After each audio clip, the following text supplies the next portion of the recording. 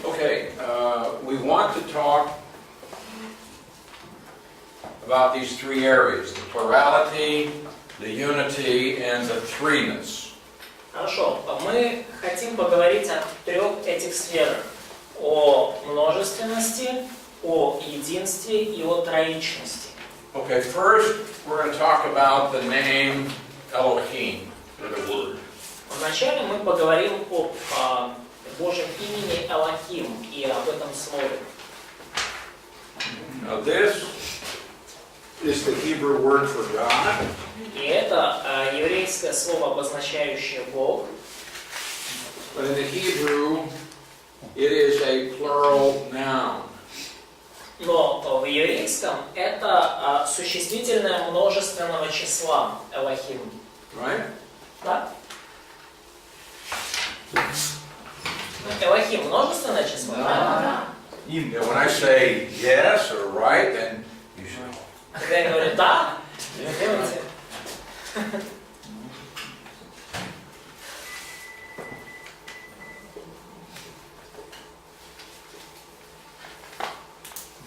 Okay, Elohim. Now, just the singular would be El. Просто в единственном числе это будет Эль. Okay? Or Eloah. Или Элоа. Элоха. Okay? Two singular forms. Это две формы единственного числа. But here we have a plural ending, Но здесь у нас окончание множественного числа. im. Им. Now it is used for one God, И оно используется для обозначения единого Бога. or Genesis 1:1. Бытие 1.1. In the beginning, Elohim created. Вначале сотворил Элохим. Now this plural, should it be translated in the beginning, God's created? Ну, вот это множественное число вообще-то буквально должно быть переведено как в начале боги сотворили.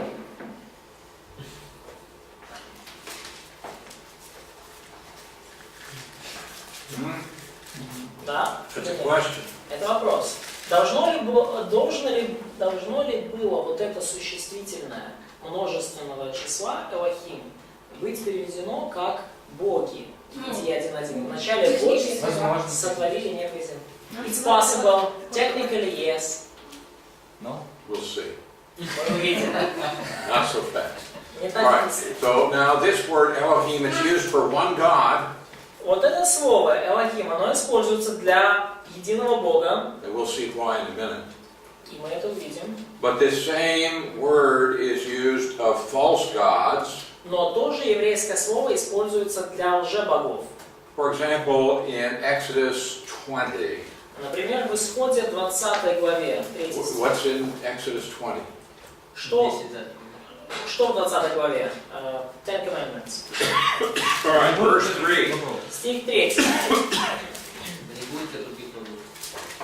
You shall have no other gods before me. Да не будет у тебя других богов перед лицем моим. All right, this is the first commandment.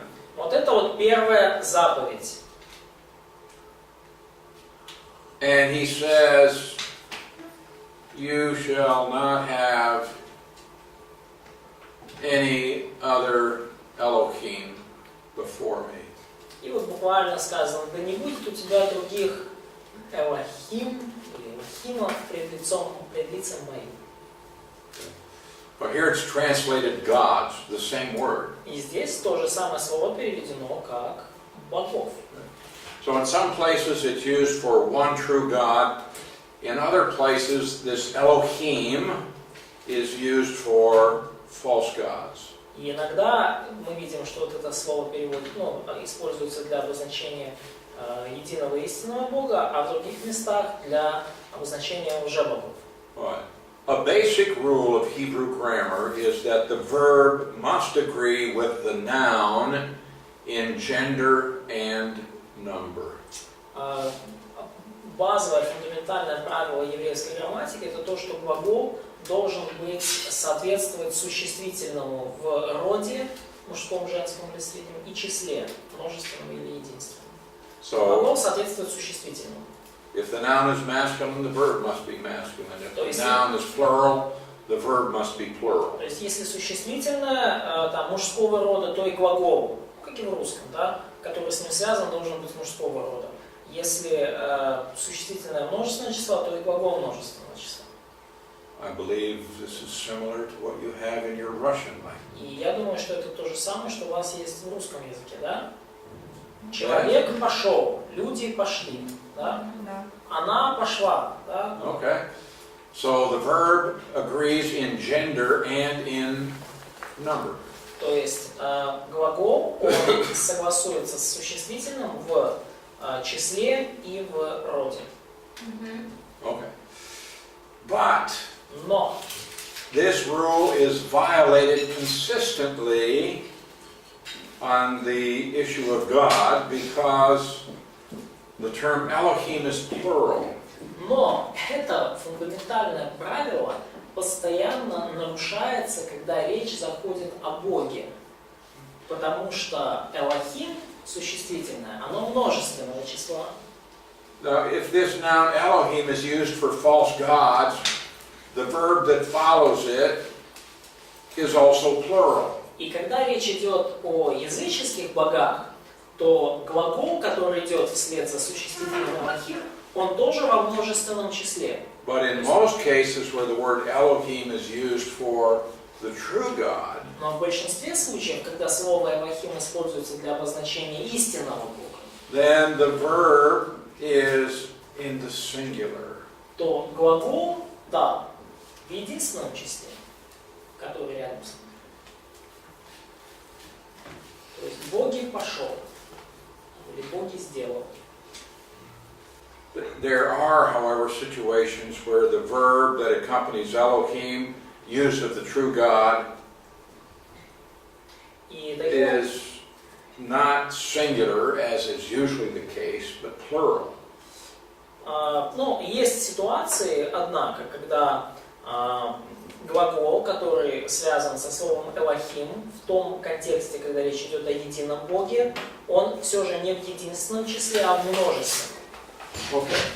So what I'm saying is usually when this word is used for God, Что я хочу сказать? Обычно, когда это слово используется в отношении истинного Бога, usually the verb is singular.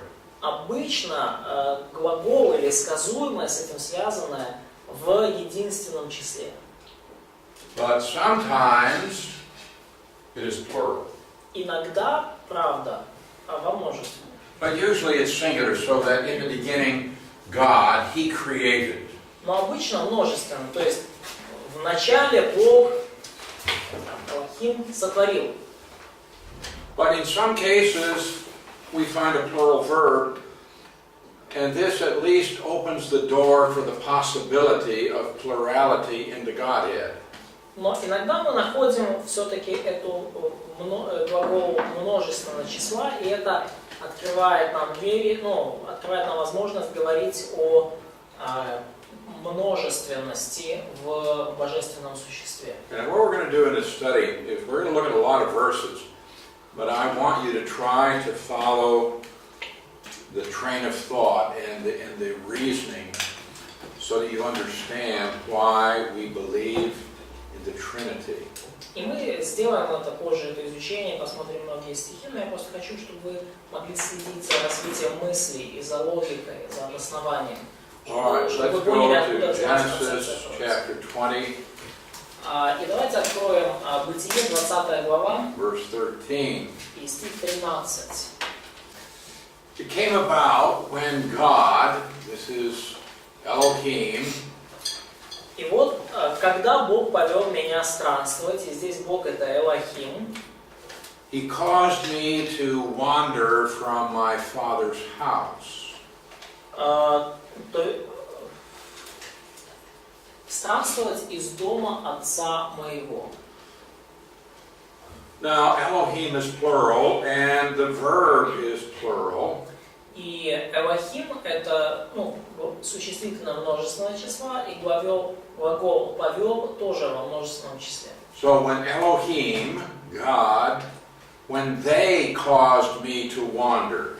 То есть, когда Элохим, Бог, когда они повели меня странствовать, буквально. So we have here Elohim used with a plural verb. То есть мы видим здесь, что слово Элохим используется с глаголом во множественном числе. But indicating the one true God. Но указывает нам на единого истинного Бога. Okay, let's go to chapter 35, verse 7. И давайте откроем Бытие 35:7. Here we have Jacob, and he built an altar there called the place El Bethel, because there God, Elohim, had revealed himself. И здесь у нас речь идет об Иакове, и мы читаем, что он устроил там жертвенник и назвал сие место Эль-Вефиль, ибо тут явился ему Бог, когда он бежал от лица брата своего. But we have Elohim, but we have a plural verb. Опять же, у нас есть Элохим, и у нас есть глагол «явился» в множественном числе. So the phrase revealed himself literally says there God revealed themselves. То есть, буквально, ибо и тут явились ему Бог. God revealed themselves. Themselves, yeah. Явились ему Бог. Вот так буквально можно перевести. There are numerous other references where you have Elohim speaking of one God, but there's a plural verb. И есть множество других стихов, когда используется слово Элохим, и очевидно, что речь идет об едином истинном Боге, но глагол связанный во множественном числе идет. So this at least allows for the possibility of plurality in the Godhead. И это дает нам возможность говорить о множественности в божественном существе. But as I said, almost all the time when Elohim occurs talking about the true God, it has a singular verb. Но опять же, почти всегда, когда слово Элохим используется в отношении единого истинного Бога, рядом стоит глагол, используется глагол в единственном числе.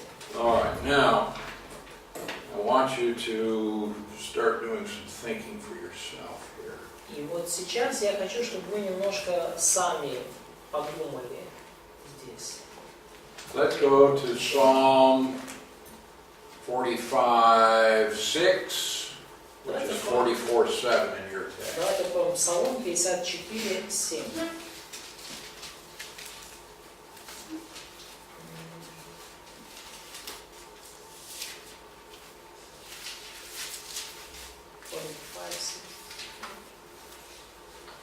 Yeah.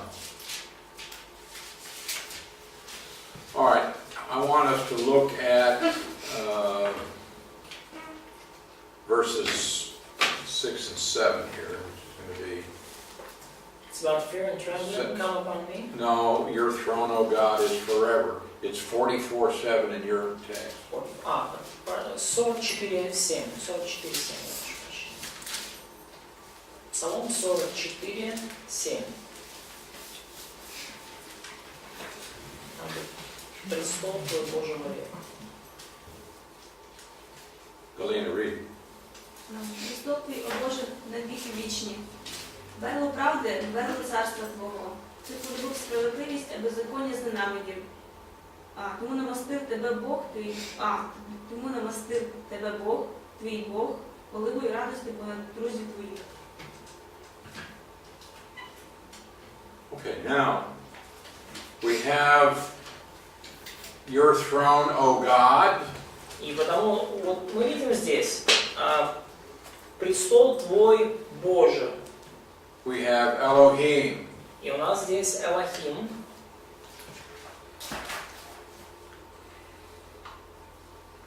But I want us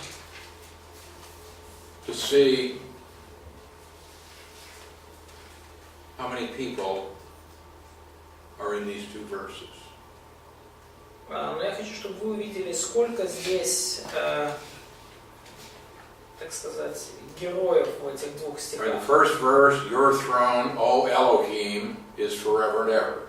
То есть в первом стихе, то есть, в 7 стихе сказано, что престол твой Божий вовек. In verse 7, or in the next verse, it says, therefore Elohim, your Elohim, has anointed you. И в 8 стихе сказано, посему помазал тебя Боже, Бог твой, елеем радости, более соучастников. So the psalmist obviously is addressing God, То есть очевидно, что псалмопевец обращается к Богу, but he says, God, your God, has anointed you. но псалмопевец дальше говорит, что Бог, твой Бог помазал тебя елеем. So who is doing the anointing here? И кто здесь совершает помазание? Бог Отец, Бог Сын. God the Father anoints with God the Son. Well, let's not try to divide those at this point. We're just looking at the words. Ну, давайте пока не будем разделять их вот еще на этом этапе. Давайте просто посмотрим на слова. We have Elohim. То есть у нас есть Элохим, We have God. Бог. So God is doing the anointing. То есть Бог делает помазание. Who is receiving the anointing? А кто получает помазание? Бог совершает помазание, кто получает помазание? Бог. Also God. Also God. Тоже Бог. Also Elohim. И тоже Элохим. In the Hebrew we have Elohim, Elohim. И в еврейском у нас Элохим, Элохим. God, Elohim, your God, Elohim, И вот has anointed you. помазал тебя Боже, Бог твой елей. So the first Elohim is being addressed by the second Elohim. То есть первый Элохим, то есть было к нему, в отношении него какое-то действие совершено вторым Элохим. And he's the God of the first Elohim who has anointed him. И он является Богом первого Элохима, который помазал. So he is a God of. That's right. So here Elohim is clearly applied to two different persons as God. То есть очевидно, что здесь Элохим обращается к двум различным личностям, как к Богу. You see this? Ну, видите ли вы это? So Elohim is anointing another Elohim. То есть один Элохим помазывает другого Элохима. Hosea chapter 1 verse 7. И Исайя 1:7. Осия. Okay, now I will have compassion on the house of Judah. А дом Иудин помилую. And I will save them by Jehovah their God. И спасу их в Господе Боге их. By Yahweh their Elohim. То есть, буквально, да, и спасу их Господом, спасу их Яхве Элохимом. So the speaker is Elohim, who's going to have mercy on the house of Judah.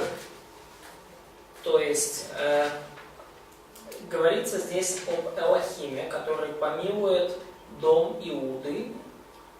And he is going to save the house of Judah. И этот вот Элохим, который помилует дом Иуды, он спасет дом Иуды By means of a second Elohim. через, или, как по-русскому, в другом Элохиме. So actually what we have here, two persons in this verse who are Elohim. Иными словами, у нас есть здесь, в этом стихе, две личности, каждая из которых это Элохим.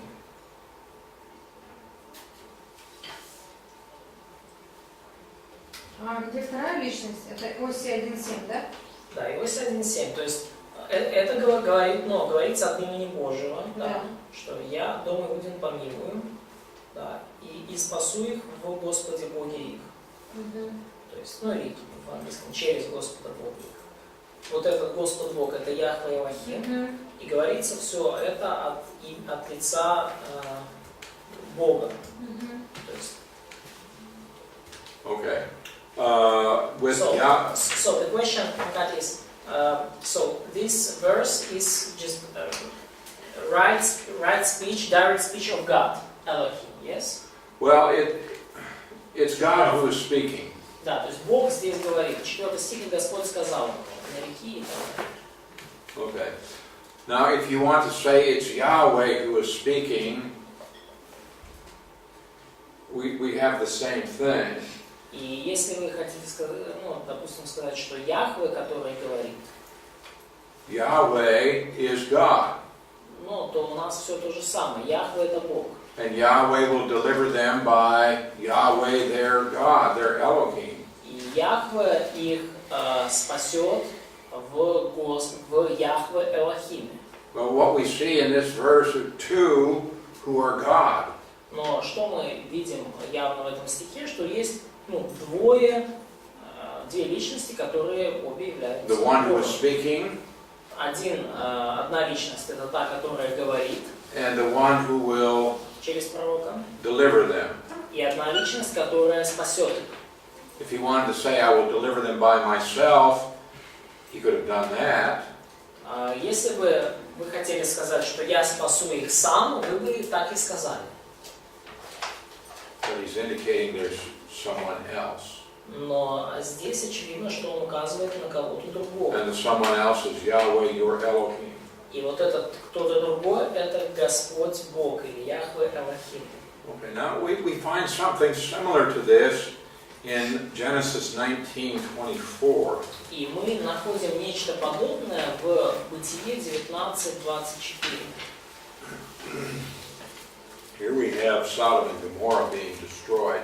И здесь мы видим уничтожение Содома и Гоморры.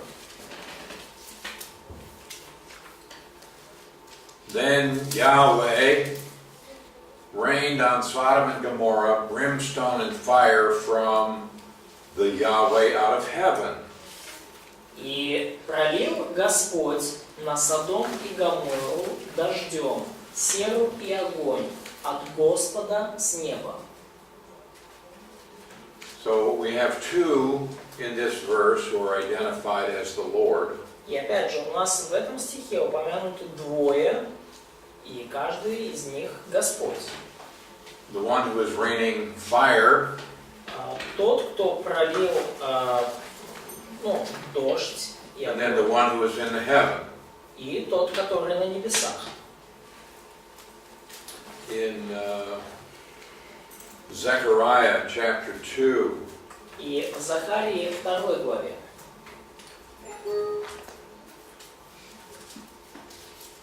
in verse 8 and 9, в стихах 8 и 9. okay, here we have Yahweh Sabaoth, Ибо так говорит Господь Саваоф, или Яхве Саваоф. after glory, he has sent me against the nations which plunder you, for he who touches you touches the apple of his eye. Для славы Он послал меня к народам, грабившим вас, ибо касающийся вас касается зеницы ока Его. I'll wave my hand over them so that they will be plundered for their slaves, and then you will know that Yahweh Sabaoth has sent me. И вот я подниму руку мою на них, и они сделаются добычей рабов своих, и тогда узнаете, что Господь Саваоф послал меня. Now what we have here is one Yahweh sending another Yahweh to perform a specific deed. И что мы здесь видим? Что один Яхве говорит второму Яхве, чтобы тот совершил конкретное дело. So the Lord of hosts says, He sent me. То есть Господь Саваоф говорит, Он послал меня. То есть Господь Саваоф говорит, да, в 8 стихе, что другой Господь Саваоф, который в 9 So in verse стихе 8, who послал. is speaking? С 8 стихе кто говорит? Господь Саваоф. Lord of hosts. Lord of hosts. He is the one speaking. То есть Он тот, кто говорит. That says, He sent me. И it's in verse 9, yes? No, in verse 8. Да, и вот в 8 стихе он же говорит, что Он послал меня. Yahweh Sabaoth said that Yahweh sent me. Яхве Саваоф говорит, что Яхве послал его. And then at the end of verse 9, then you will know that Yahweh Sabaoth has sent me. И в конце 9 стиха он говорит, что Господь Саваоф, Яхве Саваоф послал меня. Okay? I mean, you have to think about what you're reading here. Вам нужно подумать о том, что вы здесь читаете. You have two in these verses who are called Yahweh. У вас в этих двух стихах есть двое, каждый из которых назван Яхве. И 9 стих. Ну, 8 и 9, да.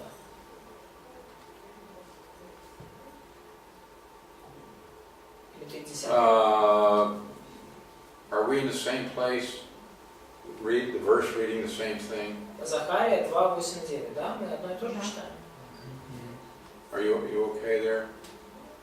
И вот так говорит Господь Саваоф. Yes? Да. Окей.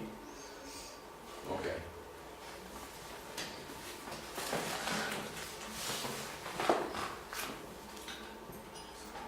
All right. And then we also have the plural noun Adonai. И также у нас есть существительное множественного числа Адонай. Now this is used for God many times, always in the plural. И это слово используется постоянно в множественном числе. И оно имеется в виду для обозначения Бога используется. Всегда во множественном числе. Слово Адонай для обозначения Бога всегда используется во множественном числе. So when you find Adonai И когда вы видите вот это слово Адонай, used for God always in the plural, всегда в отношении Бога используется во множественном числе. there is certainly a singular form, but Adonai used for God is always plural. Конечно же, есть форма и единственного числа у этого слова, но когда оно относится к Богу, всегда используется во множественном. All right, now we're going to take a look at plural pronouns. И теперь мы посмотрим на местоимения во множественном числе. What's a pronoun? Что такое местоимение? Он, она, оно. He, she, it. Okay. Does anybody have a more technical definition? Кто-то, может быть, даст более техническое определение. Слово, которое заменяет The word which change the noun in sentence. It changes it? It takes the place of noun in sentence. Takes the place of. Okay. So, it's one word that is used in place of a previous word. То есть это такое слово, которое используется вместо предыдущего слова.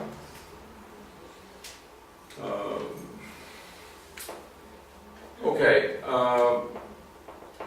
Предыдущего In слова. Genesis 1:26. Например, Бытие 1:26. God said. Elohim said. И сказал Бог, то есть сказал Элохим. let us, Сотворим, plural, множественное число. make man in our image. Сотворим человека по образу нашему. Our, plural. Нашему множественное число. After our likeness. По подобию нашему. Again, plural. Опять же, множественное число. So, И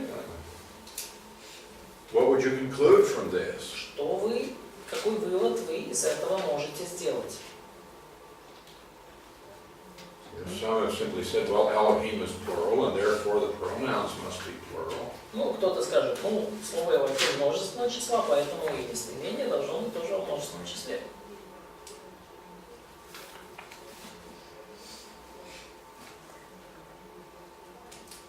But we have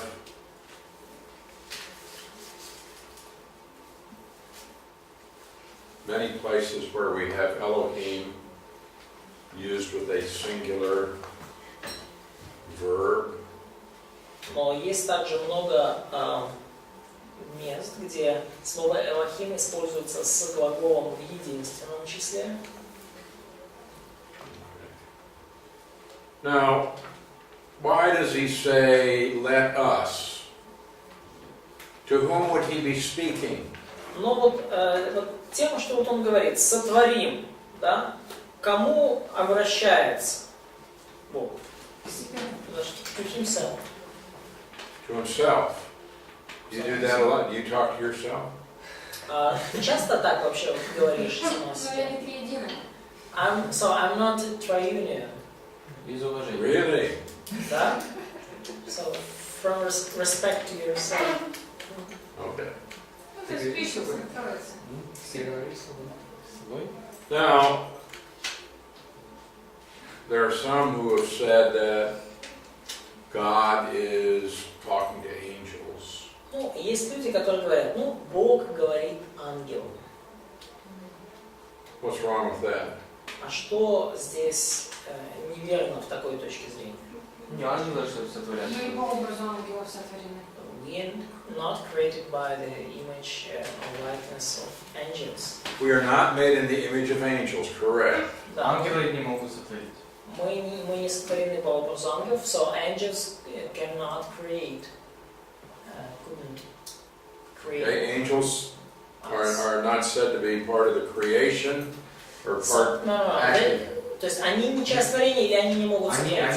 Они не могут So сотворить. they are not able to create. Okay. They are also created beings. That doesn't mean they could not create. Но это не значит, что они не могут создать ничего. I mean, you can create some things, Но вы можете сотворить, как люди, что-то. right? You can take flour and yeast and water and create bread. То есть вы можете взять муку, дрожжи, воду и сотворить хлеб. Так речь идет из ничего. So it means from Есть- ex nihilo, What? from nothing, ex nihilo. No. What's wrong with that? Let's stop and think about what you just said. Что, давайте поговорим об этом, о том, что он только что сказал. Что здесь не так? Людина була створена не з нічого, вона Без страха. Because the man had been created not from nothing, but from the ground. Yes. Да. Okay. So man is not created ex nihilo. То есть человек не создан из ничего. Right? Да? So he was formed out of the chemicals of the soil. То есть человек создан из всяких химикатов, которые из почвы, короче, из праха земли. So it's not. There would be a possibility that angels could create if God had given them that power. То есть есть вероятность того, что ангелы тоже могли бы что-то сотворить, если Бог дал им такую силу. Okay? Да. But certainly man was not created in the image of angels. Но однозначно, что человек не был сотворен по подобию ангелов. And certainly God does not share the likeness and image of angels. И очевидно, что Бог не разделяет образ и подобие ангелов. So, What do you mean by he is not share likeness? So, angels and God do not share. Angels are not created in the image of God. да, то есть ангелы не созданы по образу и подобию Божьему.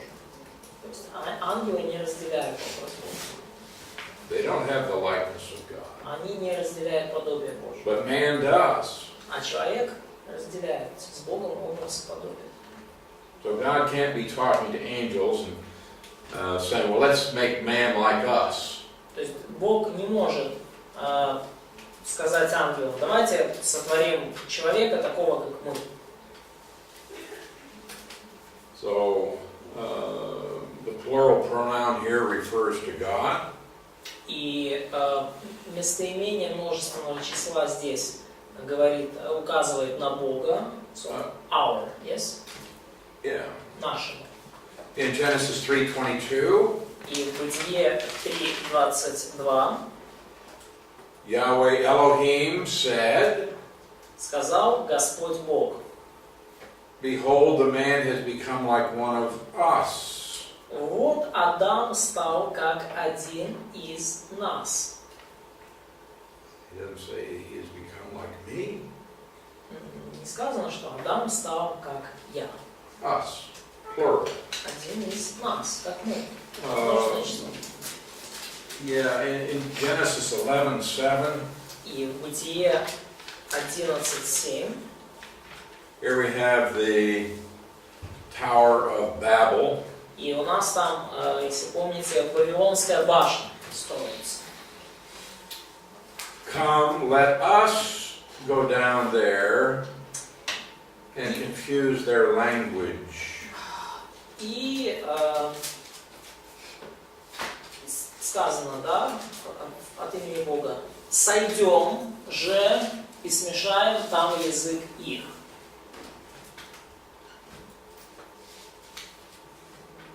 So again, it's let us, it's plural. И опять же, здесь множественное число. Сойдем.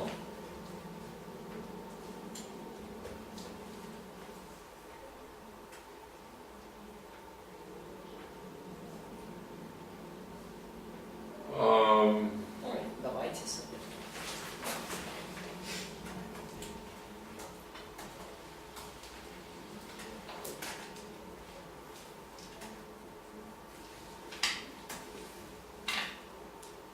All right, in Isaiah chapter 6, verse 8, И в Исаии 6 главе 8 стихе.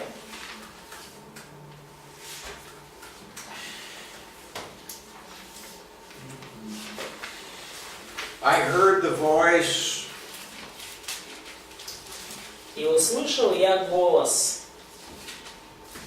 of the Lord saying. Услышал я голос Господа, говорящего.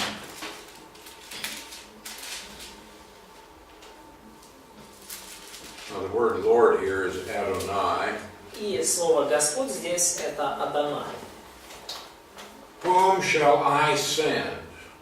And who Кого, will go for us? кого мне послать? И кто пойдет для нас? So,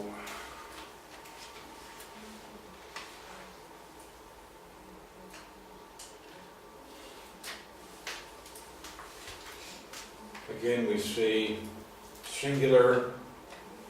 We have Adonai, which is plural. Итак, у нас есть здесь Адонай, имя множественного числа. But he says, whom shall I send? И далее вот Адонай говорит, кого мне послать? Singular. Мне это местоимение единственного числа. Adonai plural, Адонай множественного числа. but the verb is singular. verb God Adonai is Lord. saying. Yeah? I heard the voice of the Lord. Да, я услышал. Whom shall I send? Да, то есть кого мне послать? Слышал я голос Господа или Адонай, кого мне послать? And who will go for us? И кто пойдет для нас? So now we have a plural pronoun. То есть мы видим вот это местоимение нас, множественного. He doesn't say, whom shall I send, who will go for me, but who will go for us. То есть он не говорит, кого мне послать, кто пойдет для меня. Он говорит, кого мне послать и кто пойдет для нас. Now, when the Jewish rabbis saw that Christians were using these verses as evidence for the messiahship of Jesus, they wanted to refute that. И когда еврейские раввины увидели, что христиане вот эти стихи используют для того, чтобы показать божественность Христа, то они попытались от них,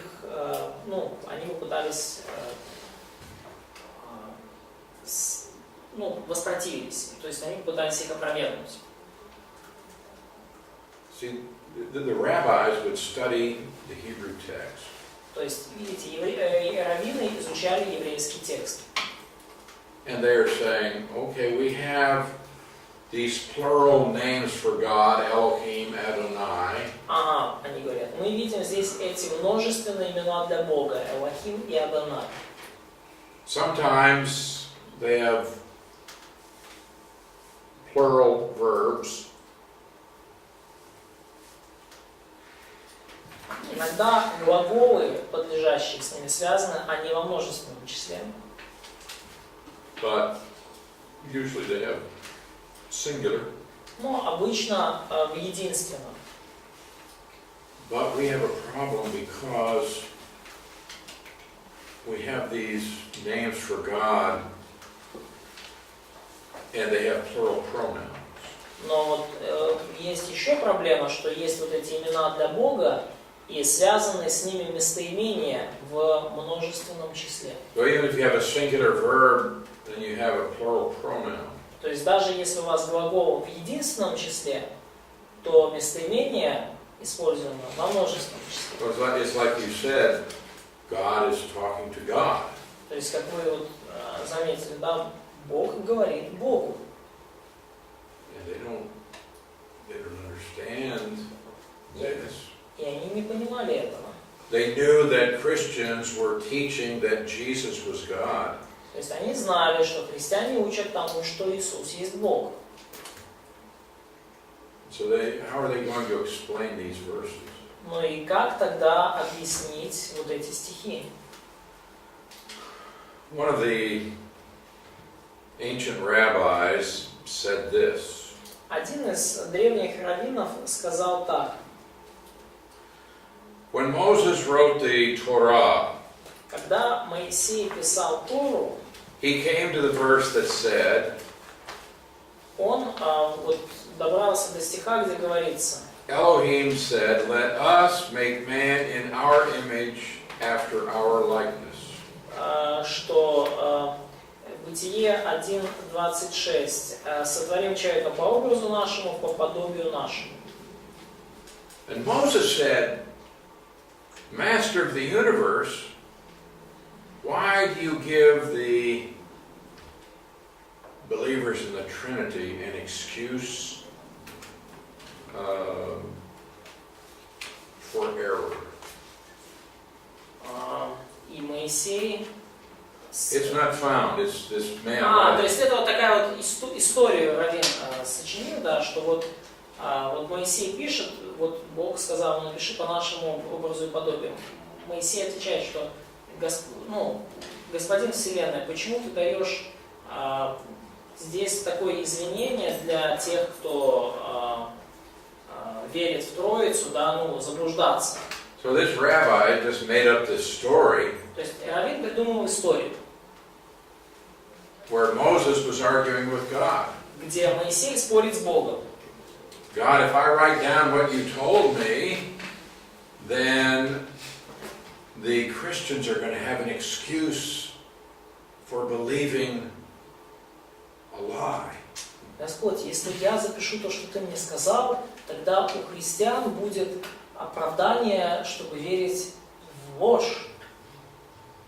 You understand? Понимаете, да? And so in this story, God said, you write, and whoever wants to make a mistake, let him make a mistake. И в конце этой истории Бог говорит Моисею, ты запиши вот так, и кто хочет ошибиться, тот ошибется. See, the rabbis did not want to believe that there is a plurality in the Godhead. И таким образом раввины не хотели верить, что в божественном существе есть множественность. But they don't know what to do with these verses. Но они не знали также, что делать с этими стихами. And so instead of saying our interpretation is wrong, И вместо того, чтобы сказать, может быть, наше толкование неверное, they say, yes, we have a problem with the pronouns here, but if you don't agree with us, then you're wrong. они сказали, ну да, здесь у нас, здесь вот эта проблема с местоимениями имеется, но если вы с нами не согласны, то вы не правы. It's like saying, don't worry about the evidence, just ignore the evidence. Это все равно, что сказать, не обращайте внимания на очевидные свидетельства и доказательства, игнорируйте их. And believe what I tell you. И верьте в то, что я вам говорю. Okay. Yeah. А как они интерпретировали Духа Святого? So, how did they interpret the Holy Spirit or Spirit of God? Well, they don't view him as distinct from God, Ну, они не видели Духа Святого как, отделенного от Бога but часть. something that comes out from God. Ну, просто как нечто исходящее вот из или от Бога. But not as a separate person. Но не как отдельную личность.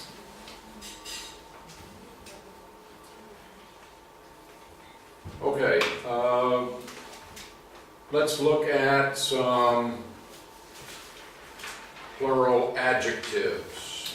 И давайте посмотрим на некоторые прилагательные во множественном числе. Okay, this may not be very exciting for you right now, but there's much to be learned. Ну, может быть, для вас сейчас это как не выглядит слишком уже зажигательно, вот, и тут достаточно много материала, который надо учить.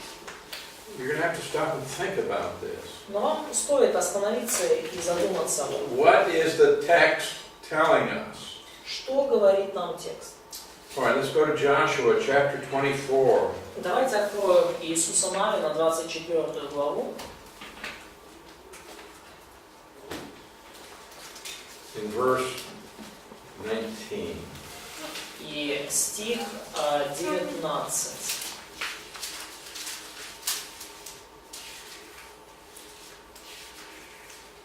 You will not be able to serve the Lord, for He is a holy God. И Иисус сказал народу, не возможете служить Господу, ибо Он Бог святый.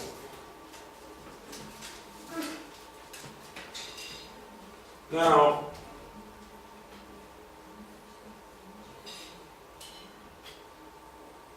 we have the Lord, that's Yahweh. И вот у нас здесь есть не возможете служить Господу, это Яхве. Now, it says of Yahweh, He is a holy God. И сказано о Яхве, что Он святый Бог, святой Бог. All right, now we have Elohim. Ну и здесь вот, когда Бог, то это Элохим. Yes. А почему в синодальном этого не видно? Что не видно? Просто, ну вот, здесь единственное, когда должно быть множественное.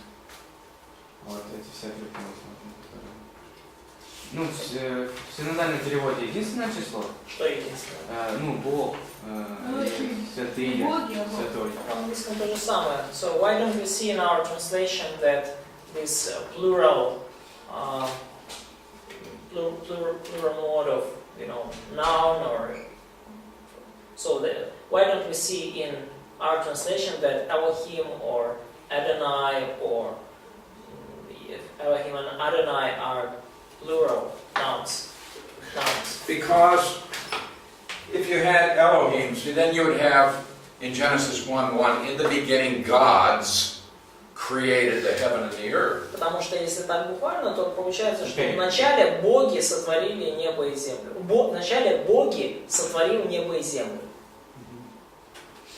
See? And that's not, it would indicate that there is a plurality who created, and that's not what he wants to say.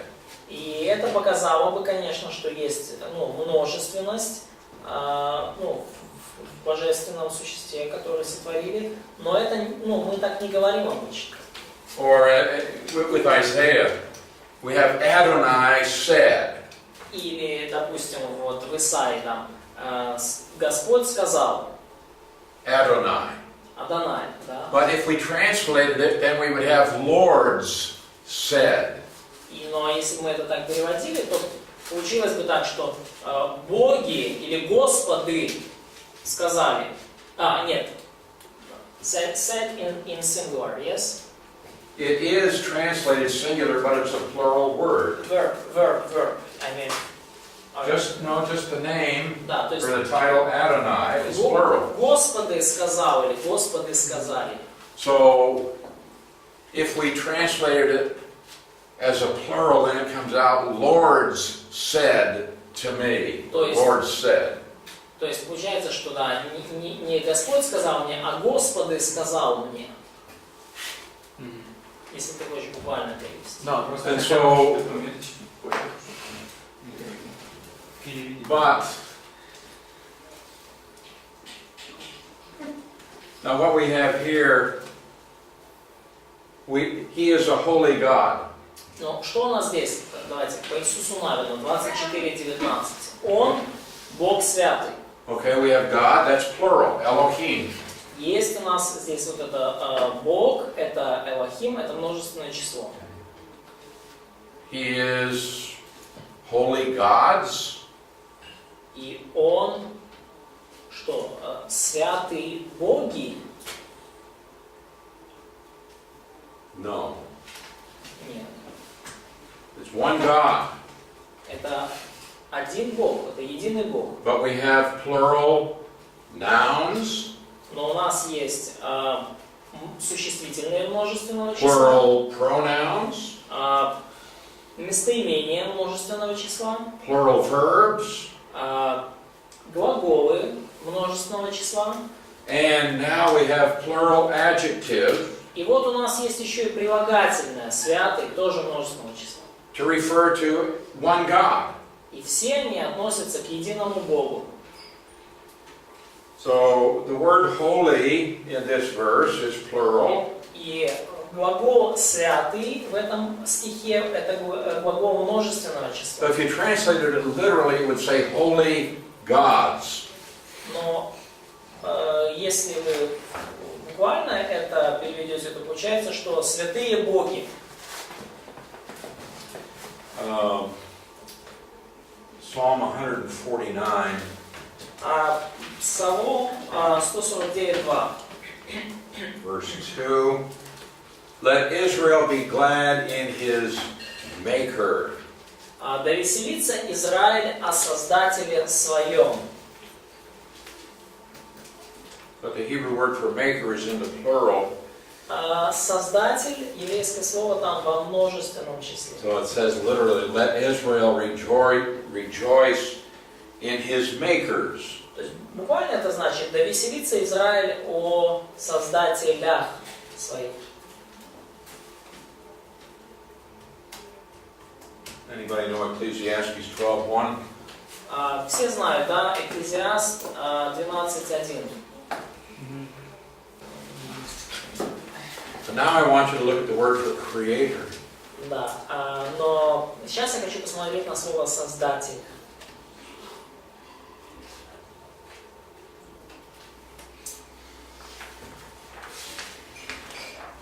Now, the Hebrew word creator is a plural adjective that literally says your creators. И вот это слово, которое как создатель переведено, оно буквально это прилагательное множественного числа, и лучше было бы перевести как создателей. Participle. Но, скорее всего, тут даже не прилагательное, а причастие. From the verb bara, which is what we find in Genesis 1:1. От слова, да, создал, бара, которое мы встречаем в Бытие 1 главе 1 стих. Ну, и помни буквально создавшего. Но если, поскольку это множественное число вот этого причастия, то буквально тогда помни создавших. All right, but the idea here is that it's a creator. But it's translated singular, but it's plural in form. Но идея в том, что вот это создатель, да, переведенное здесь как единственное число, на самом деле это множественное число. Создавших или создателей. Boring. Is it boring? Скучно. Скучно?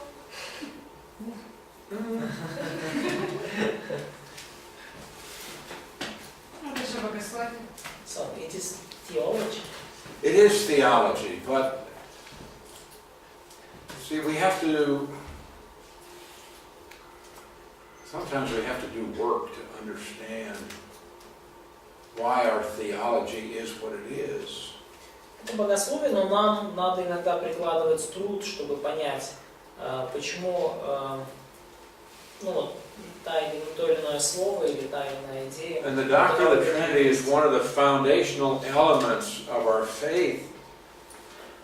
И доктрина Троицы — это одно из оснований, фундаментальных фундаментов нашей веры. You know, for us it's pretty simple. Для нас все кажется очень просто. We read a theology book and it gives a definition of the Trinity. Мы читаем книгу по богословию, она дает нам определение Троицы. 3 separate subsistences that make one God. 3 отделенных друг от друга существа, которые образуют одного Бога. Not 3 gods, Не 3 Бога, but one God но один Бог. comprised of 3 separate existences. То есть, который состоит из 3 отдельных существ. We can read a fairly simple definition, say, oh yeah, I get that. И мы можем прочитать такое очень простое определение и сказать: да, конечно, все понял. You know, it took centuries of study and debate and argument and more study. И вы понимаете, что прошли столетия споров, дебатов, исследований, снова споров, снова исследований.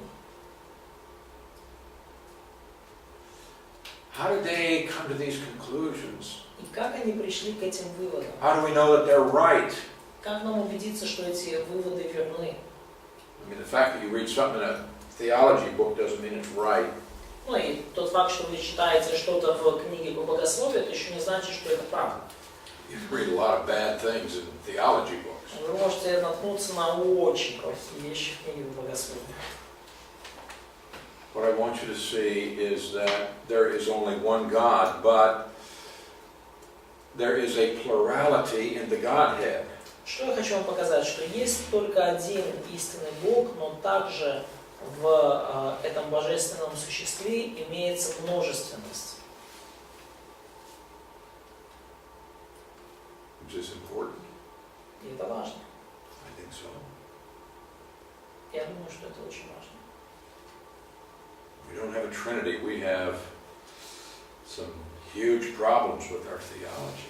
И если у нас нету Троицы, то тогда с нашим богословием большие проблемы. Some great problems with our interpretation of Scripture. И тогда большие проблемы также в нашем толковании Писания возникают. All right, now I want to look at the expression, the angel of Jehovah. И я бы сейчас хотел посмотреть на определение ангел Иегова, или ангел Господень. Malach Yahweh. Малах Яхве. Now this is the major manifestation of a plurality in the Godhead in the Old Testament. И это основное проявление множественности божества в Ветхом Завете. So if you want to understand Trinity in the Old Testament, then you need to study carefully the angel of Yahweh. И если вы хотите понять, как Троица проявлялась в Ветхом Завете, то вам надо очень внимательно исследовать вот эти все места, где встречается ангел Господень. Now when you find this expression, angel of Jehovah, Ну или ангел Яхве. Да, когда вы находите это выражение ангел Иегова, it's not just a title, it's a proper name. это не просто титул, это самое настоящее имя. It fulfills all of the grammatical requirements of that which makes a proper name. То есть этот термин соответствует всем требованиям для имени по грамматике еврейской. Now, the term angel of Jehovah is found frequently, but never in the plural. И вот этот термин ангел Господень, он встречается часто, но никогда не в множественном числе. Angels of Yahweh never found. Вы нигде не найдете ангелов Яхве. It's only in the singular, Оно только в единственном числе, indicating that only one person is ever intended. показывая, что всегда подразумевается только одна личность. Now we can find the expression angels of God. We can. Но, конечно же, мы можем найти выражение как ангелы Божьи, Referring to other angels. и которые будут относиться к другим. But we never find angels, plural, of Yahweh. Но мы никогда не найдем ангелов Иеговы или ангелов Яхве. Now the term Elohim is a general term. It's used for both the true God and false gods. И термин Элохим, он используется как для единого истинного Бога, так и для лжебогов. God, gods. Бог и боги. But Yahweh, Но имя Яхве it's not a general term. It is a name. It's a proper name. это не какой-то общий термин, это имя, это совершенно самое настоящее имя. Now, when the Bible talks about the angel of God, И когда Библия говорит об ангеле Иеговом, Angel of God, angel of God, yeah. когда Библия говорит об ангеле Божьем, So this would be Malach Elohim. это будет Малах Элохим. For example, in Genesis 31, Например, 11. в Бытие 31:11. I want to show you something here. Я вам кое-что сейчас покажу здесь. Now here we have Malach, which is angel, and Elohim. И здесь у нас есть Малах, то есть ангел, и Элохим.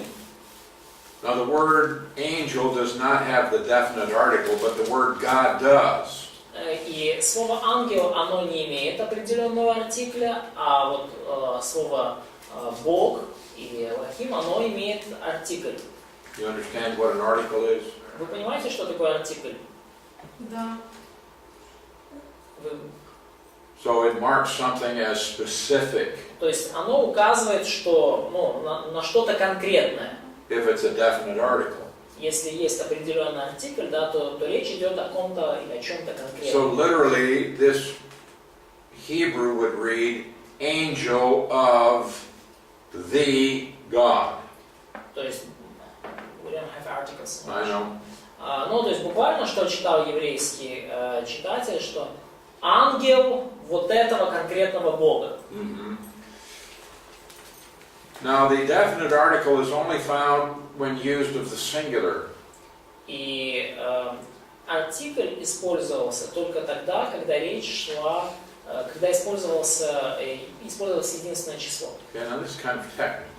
Ну, это очень такая техническая информация. So we can find angels of God, То есть мы не можем найти ангелов Божьих, but we never find angels of the specific God, of the God. so we can find We angels. can find angels of God. То есть мы можем найти, ну, Божьих ангелов, ну, как, во множественном числе. But we do not find angels of the God. Но мы нигде не видим ангелов вот этого конкретного Бога. I know this is technical, but we're trying to establish plurality in the Godhead from the Hebrew text. Ну, я понимаю, что это как технично звучит, но мы пытаемся обосновать множественность в Троице из еврейского текста. So when it talks about angels of God, it's referring to angels in general. И когда говорится о ангелах Божьих, то речь идет об ангелах, ну, в общем. For example, in Genesis 28:12, Ну, например, Бытие 28:12.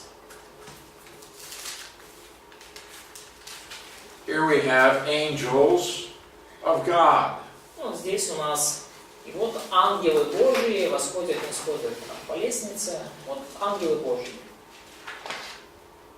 It's just general, it's just angels. Это общий термин, просто ангелы.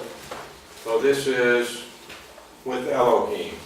Ну и здесь, да, Божьи, да, связано с Элохим словом. But when it says angel of Jehovah Но когда говорится ангел Иегова or angel of the God, или ангел вот этого Бога, then it's specific то это очень конкретно and refers to the same person. и относится к одному и тому же лицу. So only when it talks about angels of God is it referring to angels in general. И потому только тогда, когда речь идет об ангелах во множественном числе, тогда говорится, значит, такое, ну, в общем об ангелах. То есть когда ангелы во множественном Okay, числе. now